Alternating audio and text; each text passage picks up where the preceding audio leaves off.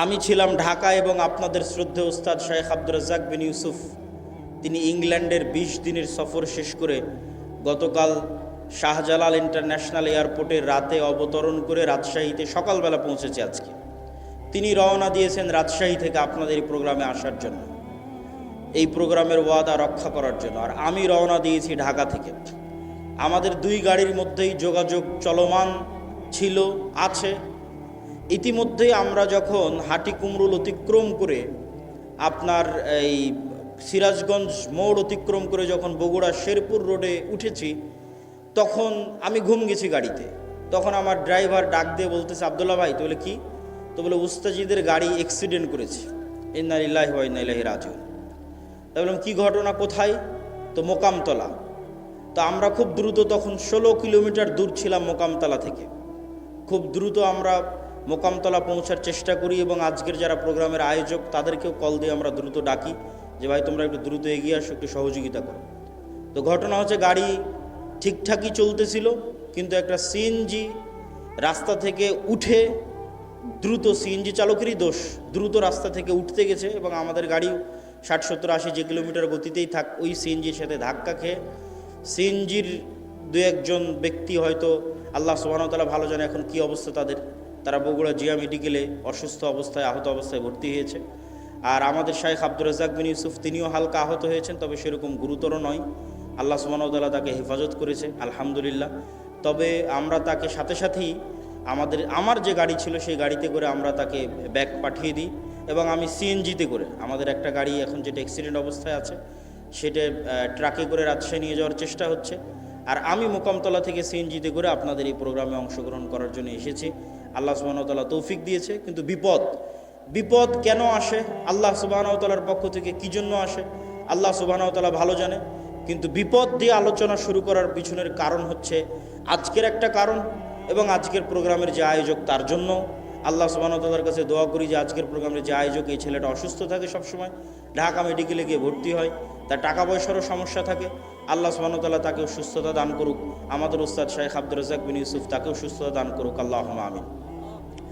জিয়াউর রহমানের সাথে দেখা হতে আমি বললাম যে তোমার প্রোগ্রামের ভাগ্য, তাকদীরে আল্লাহ সুবহানাহু ওয়া তাআলা কী লিখে রেখেছে যে এবারও এত চেষ্টা করার পরও তোমার প্রোগ্রামের সেই ভাগ্যের উন্নয়ন লক্ষ্য করা গেল না। আল্লাহ সুবহানাহু ওয়া তাআলা হয়তো চাইনি, এর মধ্যেই হয়তো আল্লাহ সুবহানাহু ওয়া তাআলা কোনো কল্যাণ লিখে রেখেছেন, আল্লাহ সুবহানাহু ওয়া তাআলা ভালো জানে।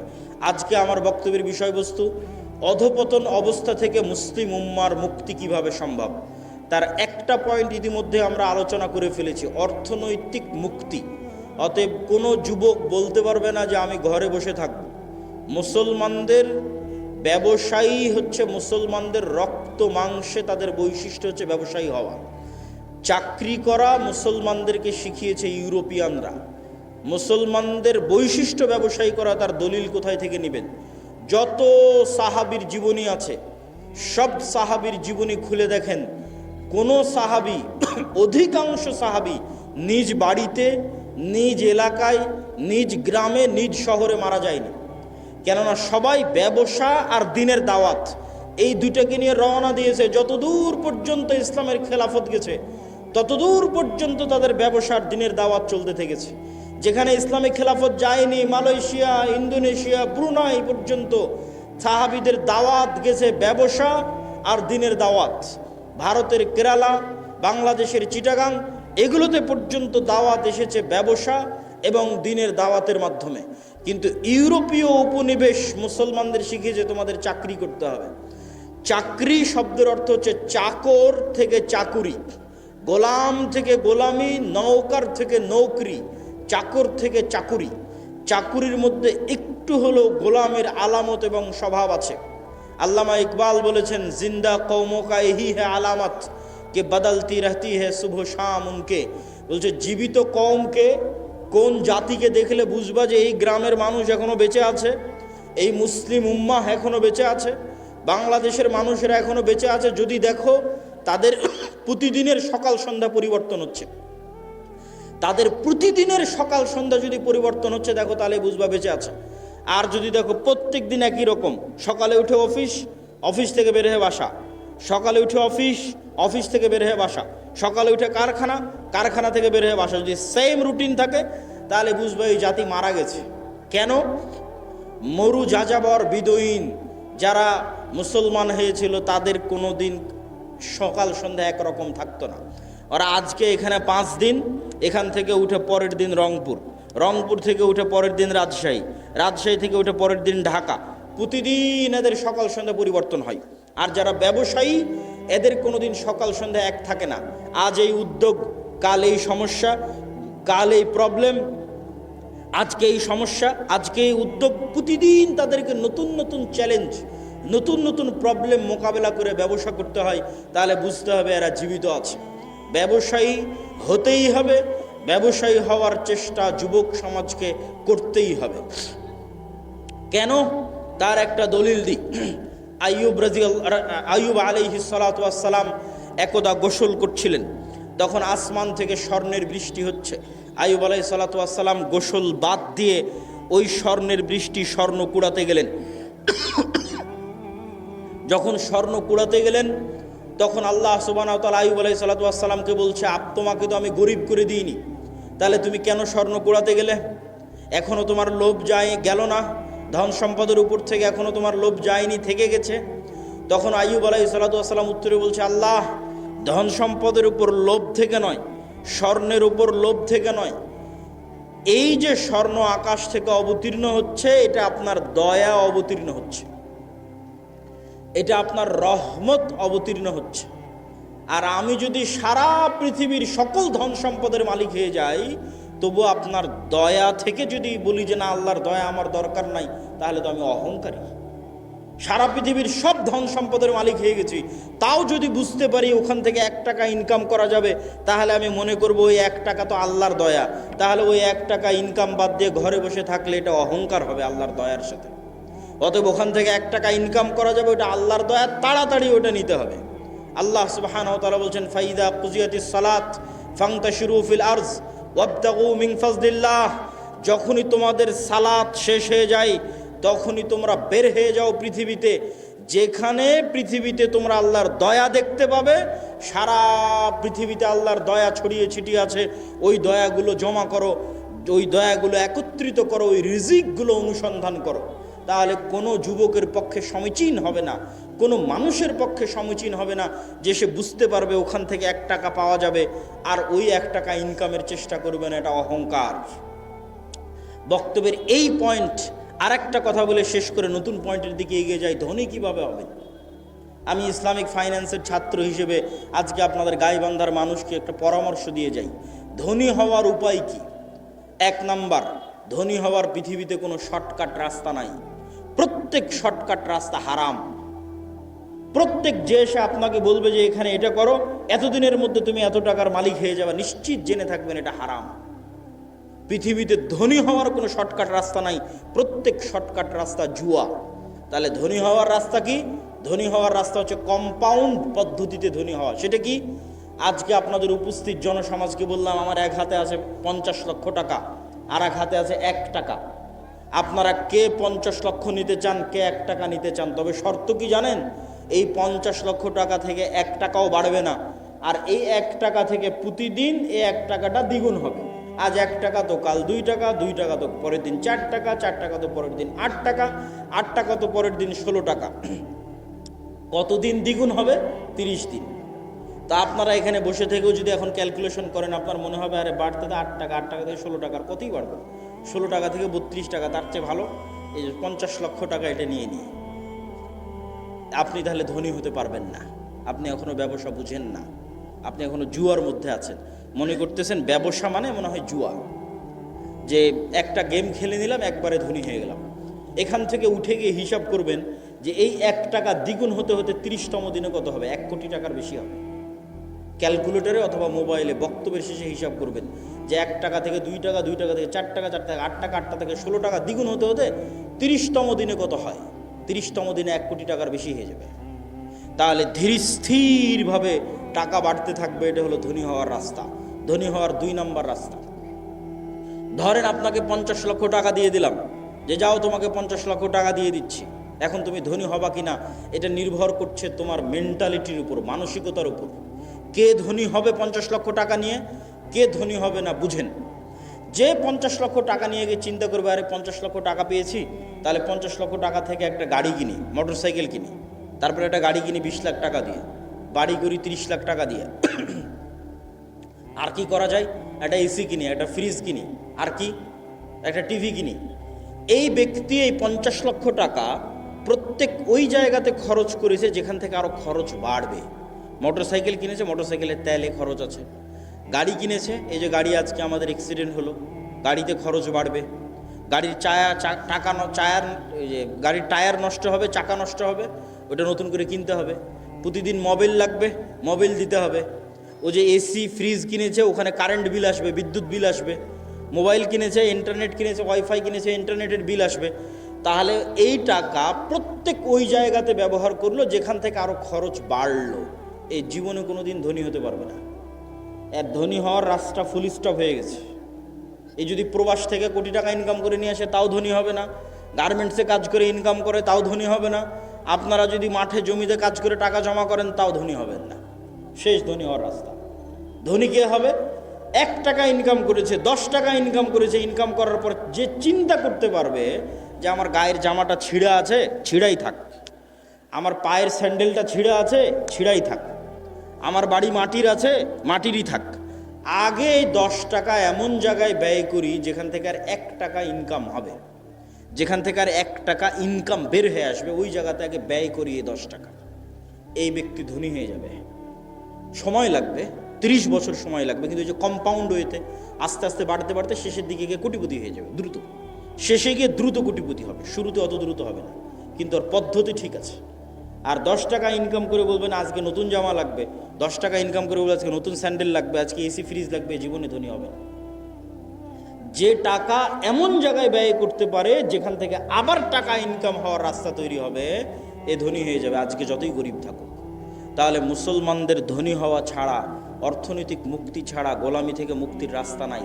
আজকের পুরো পৃথিবী টিকেই আছে ডলারের গোলামির উপর। ভেনেজুয়েলার প্রেসিডেন্টকে হাত পা বেঁধে তুলে নিয়ে যাওয়ার কারণ কি? টাকা, তেল। আজকে মুসলমানেরা মুক্তি পাচ্ছে না কেন? ডলার ভিত্তিক অর্থনীতির গোলাম। সব IMF, ওয়ার্ল্ড ব্যাংকের কাছ থেকে লোন নিয়ে রেখেছে। সারা পৃথিবীর সকল অর্থনীতির কন্ট্রোল ইহুদিদের হাতে।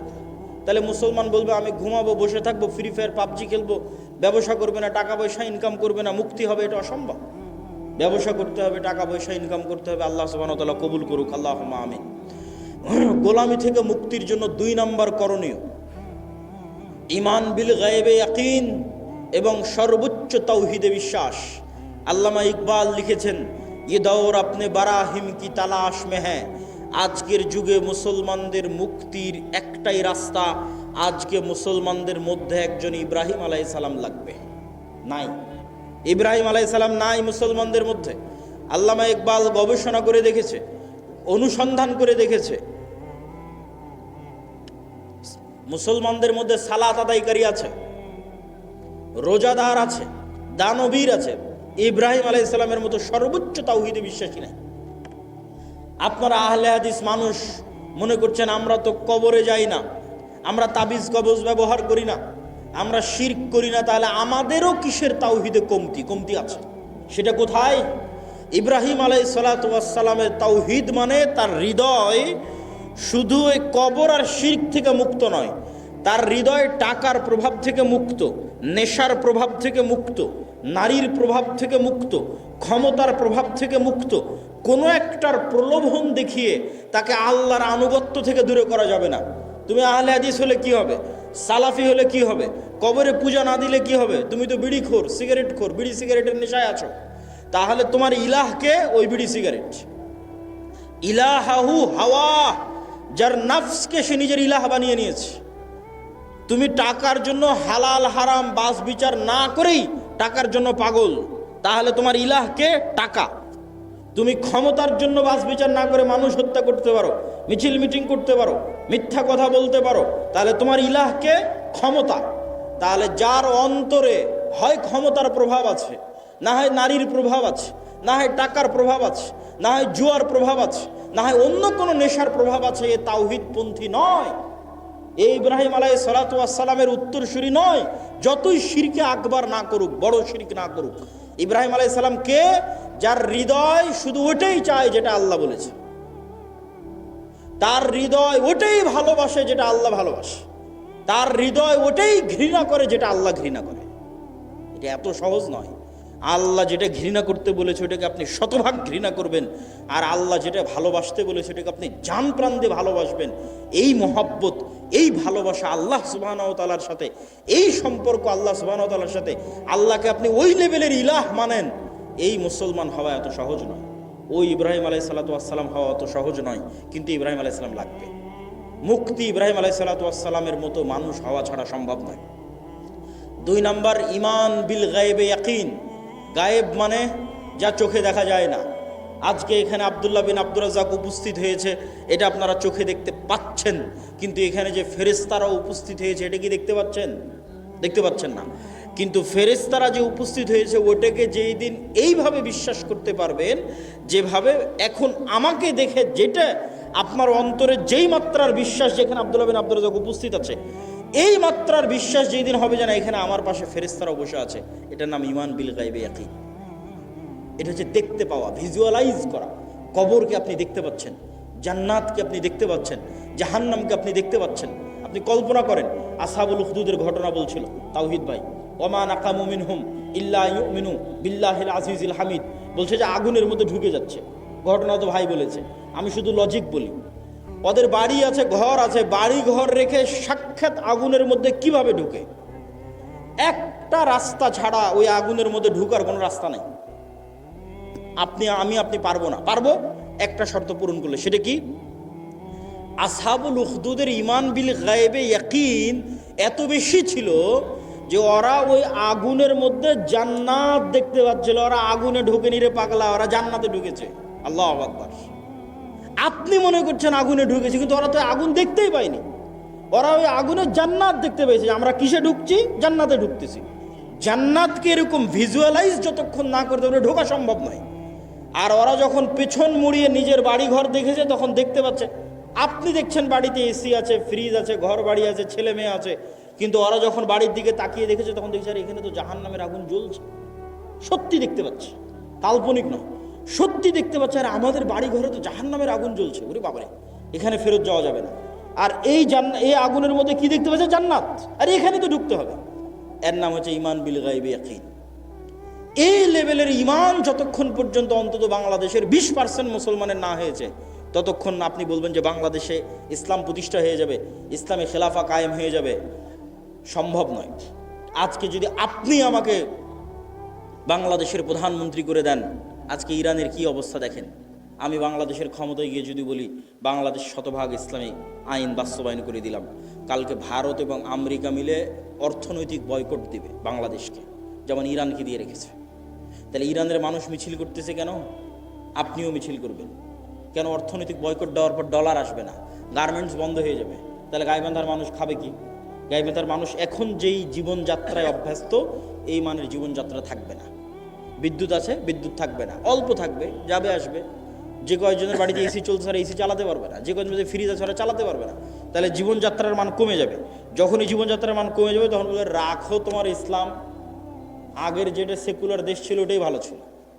কখন বলবে না রাখো তোমার ইসলাম? যখন ওই আসহাবুল উখদুদের মতো ঈমান হবে, দেখতে পাবে আর এটা তো জান্নাত, আর এটা তো জাহান্নাম, এটা যেদিন দেখতে পাবে। এই লেভেলের ঈমান ছাড়া বাংলাদেশের সবচেয়ে পরহেজগার মানুষকে যদি রাষ্ট্র ক্ষমতায় বসিয়ে দেন, ও রাষ্ট্রে ইসলাম প্রতিষ্ঠা করতে পারবে না। বাংলাদেশের মানুষকে আগে টেনে নামাবে যে তুই ক্ষমতায় থাকলে আমরা খেতে পাই না, টেনে নামাবে। কিন্তু যখন মনে করবে যে আমি খেতে পাচ্ছি না, এটাই কোরআনের ওই আয়াত, আম হাসিবতুম আন তাদখুলুল জান্নাহ ওয়ালাম্মা ইয়াতিকুম মাসালুল লাযিনা খালাউ মিন ক্বাবলিকুম মাসাতহুমুল বাসা ওয়াদ দাররা ওয়া যুলজিলু হাত্তা ইয়াকুলার রাসূল ওয়াল লাযিনা আমানু মাআহু মাতা নাসরুল্লাহ। দুনিয়ার মানুষ, জান্নাত কি তোমাদের নানির বাড়ি? জান্নাত কি তোমাদের মামার বাড়ি? আল্লাহ বলছেন আম হাসিবতুম আন তাদখুলুল জান্নাহ, মনে করে নিলার জান্নাতে চলে গেলা, অথচ তোমাদের অতীতে যারা চলে গেছে তারা যে পরিমাণ কষ্ট সহ্য করেছে, তারা যে পরিমাণ আল্লাহর পরীক্ষার মুখোমুখি হয়েছে, সেই পরিমাণ পরীক্ষা দুঃখ কষ্ট তোমরা কিছুই ভোগ করনি, আর বলছো জান্নাতে চলে যাব? সম্ভব নয়। সম্মানিত উপস্থিতি, ঈমান বিল গায়বে ইয়াকিন। গায়েব মানে না দেখা জিনিসকে দেখতে পাওয়া। চোখ বন্ধ করলে আপনি দেখতে পাচ্ছেন যে কবরে কি হয়, জান্নাতে কি হয়, এটা দেখাও সহজ। দু একটা সহজ বুদ্ধি বলে দিই, কেমনে দেখতে পাবেন। আল্লাহ প্রত্যেক স্তরে পরের স্তরের আলামত দিয়ে রেখেছে। আমরা এখন দুনিয়ার স্তরে আছি, এর পরের স্তর কবরের স্তর। তো প্রত্যেক দিন দুনিয়াতে আমরা কবর দেখতে পাই, আল্লাহ দেখার ব্যবস্থা করে দিয়েছে। সেটা হচ্ছে ঘুম। আপনি যখন ঘুমাতে যান তখন দোয়া পড়েন, আল্লাহুম্মা বিইসমিকা আমুতু ওয়া আহইয়া। আল্লাহ তোমার নামে ঘুমাতে যাচ্ছি। জি না, যদি হতো আল্লাহ তোমার নামে ঘুমাতে যাচ্ছে, তাহলে আরবি হতো আল্লাহুম্মা বিইসমিকা আনামু ওয়া আইকাজ। তাওহীদ ভাই আছে, বুঝতে পারতেছে? আরও যারা আরবি বুঝবে তারা বুঝতে পারবে। তাহলে তখন দোয়ার অর্থ কি হবে? যে আল্লাহ তোমার নামে ঘুমাতে যাচ্ছি, তোমার নামে ঘুম থেকে উঠবো। কিন্তু আল্লাহ দোয়া বানিয়েছে আল্লাহুম্মা বিইসমিকা আমুতু, আল্লাহ তোমার নামে মরতে যাচ্ছি, ওয়া আহইয়া, তোমার নামে মরা থেকে জীবিত হব। এবার সকালবেলা কি দোয়া শিখিয়েছে? আলহামদুলিল্লাহ ইল্লাযী আহইয়ানা বা'দামা আমাতানা। কি আশ্চর্য! বলে আল্লাহ মরে গেছিলাম রাতের বেলা, মরা থেকে এখন জীবিত হলাম। বা'দামা আমাতানা, মৃত্যুর পর। আল্লাহ রাতে মৃত্যু সংগঠিত হয়ে গেছিল, মৃত্যুর পর সকালবেলা তুমি জীবিত করে দিয়েছো। এটা হলো দোয়া। তাহলে প্রত্যেক দিন আমরা কবরে যাচ্ছি, প্রতি রাতে যখনই ঘুমাই তখনই কবরে যাই। ওটাই বারজাখের জীবন। বারজাখের জীবন ওই রকমই, কাছাকাছি। সেটা স্বাদ আল্লাহ সুবহানাহু ওয়া তাআলা দেন। যদিও রুহের পার্থক্য ভেদে বারজাখী জীবনে এক একজনের এক এক রকম হবে।